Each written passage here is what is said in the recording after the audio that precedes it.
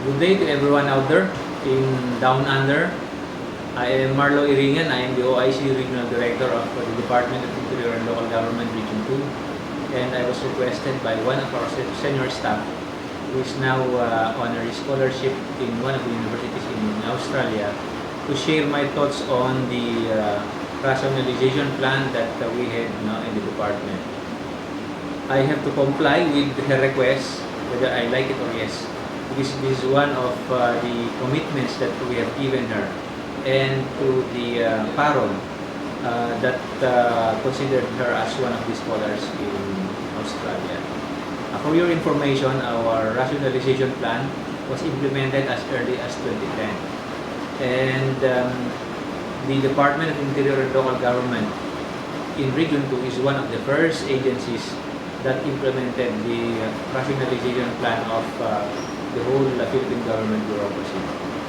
And the rationalization plan is both a challenge and a blessing for the ILG Region 2. Challenge because the number of personnel of the ILG Region 2 decreased from a total of 305, it decreased to 246 after we had implemented our RAD plan. And mainly those affected belong to the administrative position. It's a blessing because for us, we were retained in the office. We had to upgrade our capabilities, our skills, in order to cope up with the demands of our work.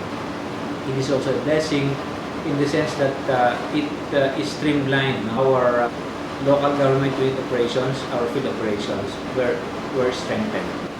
Additional cluster officers were included in the plantilla, and these cluster officers help our provincial directors supervise or monitor the performance of our local government operations officers.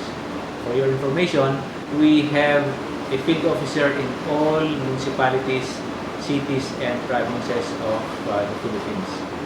And these cluster officers also acted as program officers of our different programs, projects, and activities.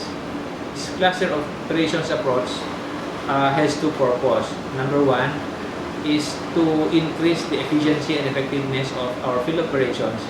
And number two is to train people, screen personnel, who will later on take the reins of our department when senior officers will retire. And one good thing that came out of this rationalization plan is that we were able to identify good people who can take over our positions when we will retire or up to avail of the early retirement. What are the advantages of the benefits of the rationalization plan that implemented in 2010? Of course, as in all things new, there were resistance from those affected, from among those who were affected by the rationalization plan, mainly because of the fear of the unknown.